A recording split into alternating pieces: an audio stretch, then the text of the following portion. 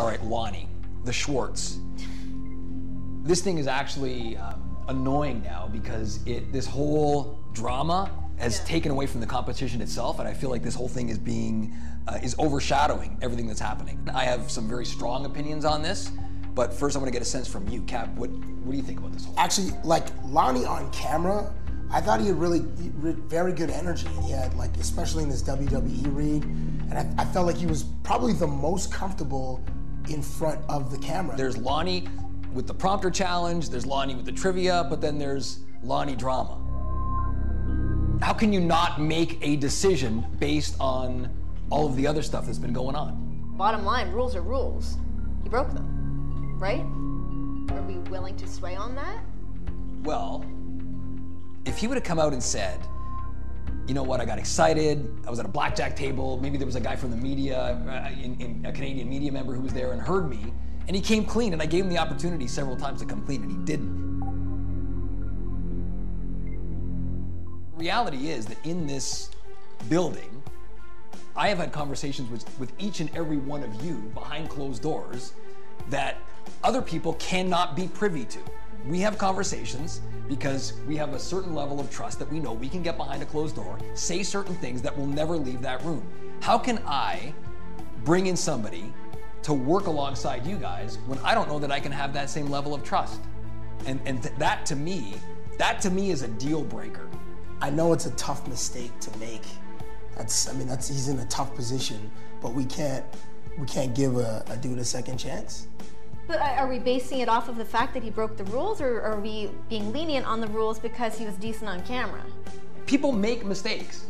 Right. That's understandable, and I would love to give somebody a second chance. But first you got to be able to acknowledge the mistake before you can move on, and he hasn't acknowledged the mistake.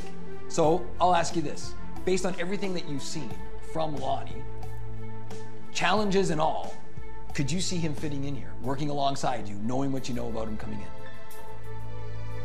If he starts admitting to some mistakes right up, if he takes the "I screwed up, Greg, it won't happen again" mentality, which he hasn't done yet, I'm going to say yes. I think he could work here. I need more time. On Lonnie, I need more time. I think he gone.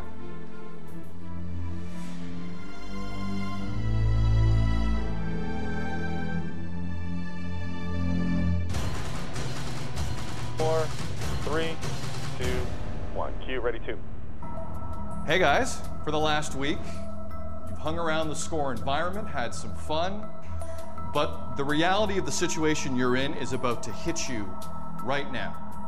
One of you is going to go home. Cabby, Greg, Renee, and myself have thoroughly gone through both the trivia challenges and the prompter challenge. Now, the opinions of Cab, Renee, and me were heard and taken into account, but like I said to you earlier on in this competition, Greg Sansoni is the vice president of the Score Television Network. His opinion will carry significant weight. Just want to be clear on that.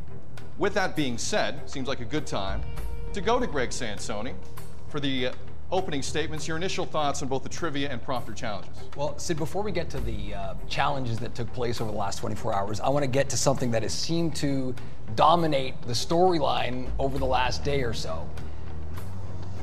And I want to direct it towards Lonnie.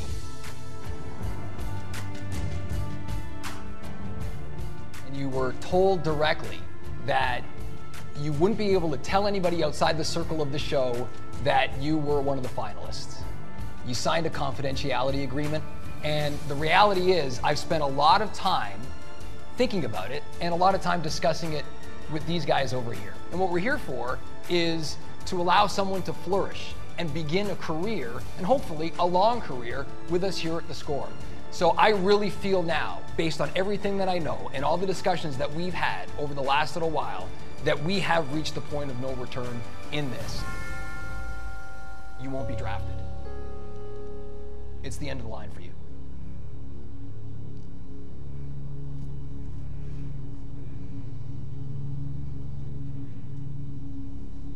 I'm sorry to be leaving. I can only wish my contestants, like I said, a lot of luck. And I'm sorry if I felt like I let you down or you felt like I let you down. I don't know what to tell you.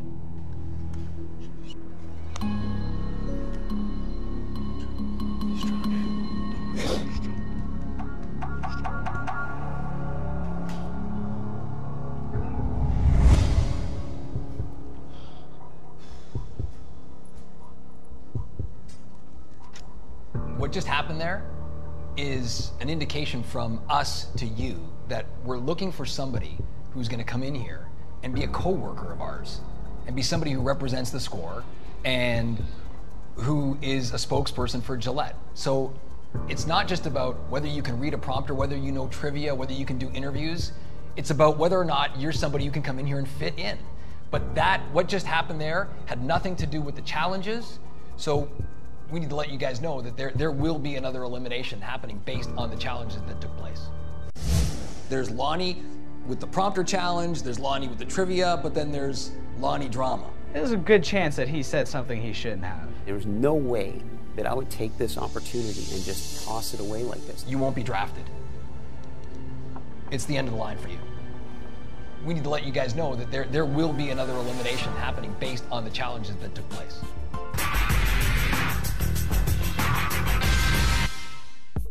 So as part of this, we wanted to pick a winner by majority vote. Casey won the teleprompter challenge. So Casey, congrats. Thank you. Feels good? Really good. You should feel good. Yeah, really You good. have a prize coming your way. It relates to the next challenge. Okay.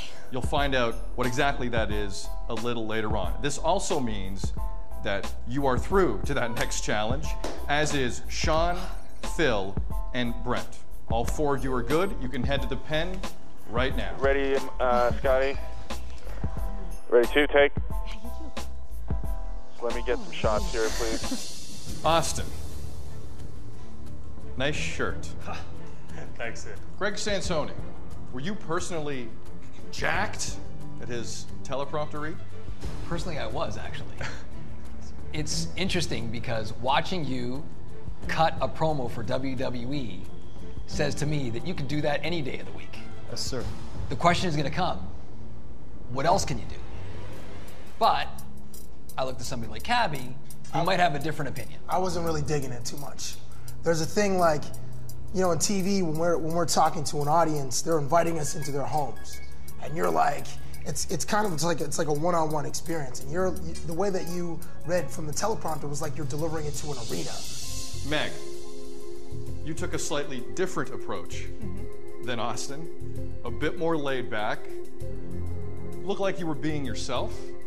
Greg, I thought it was good. I thought Meg started off great. I thought you looked so relaxed, and then you stumbled. Oftentimes it's the way you react to the mistake.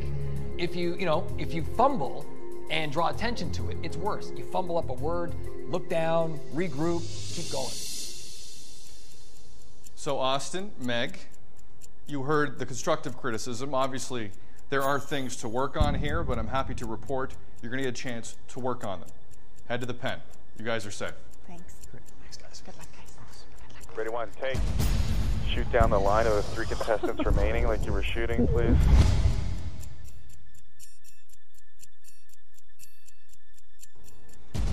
Rick, it was an interesting prompter read for you. It was very interesting, yes, exactly. Why should you stay over these two? I feel as if when I change the words to the prompter, I feel as if I changed it for the better of myself. I feel as I was giving a little bit of myself to the camera.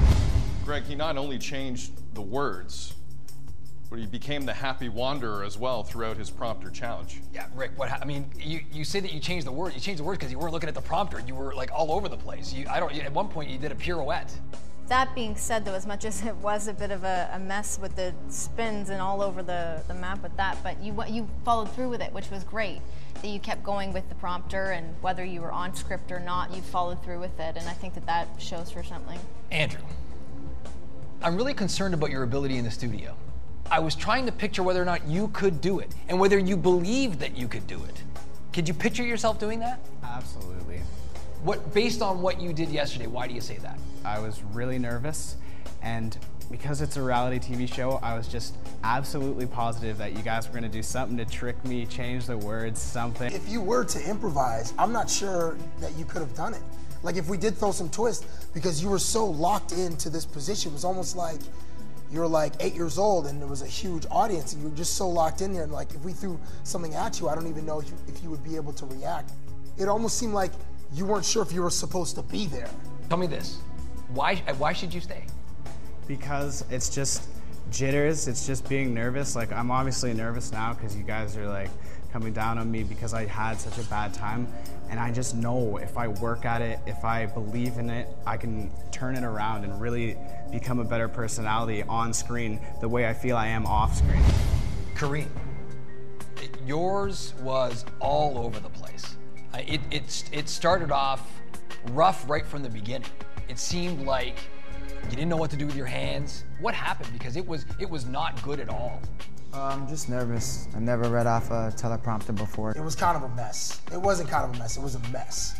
And once you started stumbling, we saw you try to recover, but you never recovered. You just, in fact, you imploded like a stadium. And it just got worse and worse. It seemed very unprepared to me. It made me kind of question how badly you actually wanted to be here. Kareem, why should you stay? I really want this. I know if I get the opportunity to stay and just kind of like develop as the show goes on, I'm gonna do my best to get better.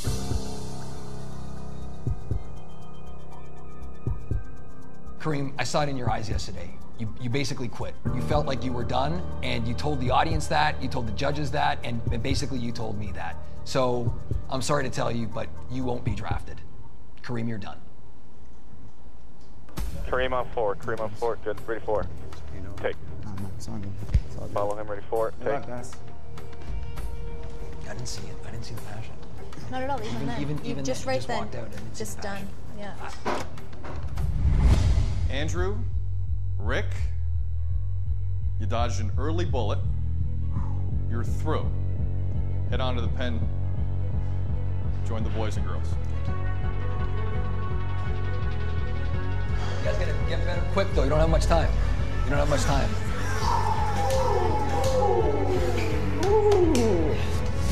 Next time on Gillette Drafted 2, the search for Canada's next sportscaster. The next challenge will involve streeters. The contestants take to the busy streets of downtown Toronto on one of the hottest days of the year. You know the little droplets of sweat go down in between your butt crack?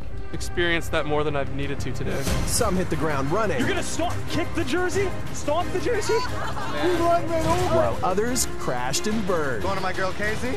5. Mike Hall. All the questions I had prepared, out the window. My first interview was just a total disaster. Oh dear, I'm so the wrong person to be interviewing on this question. This isn't going well. But ultimately, who will feel the wrath of the judges? I think this was a disaster, Greg. A whole lot of people took several steps back. You won't be drafted.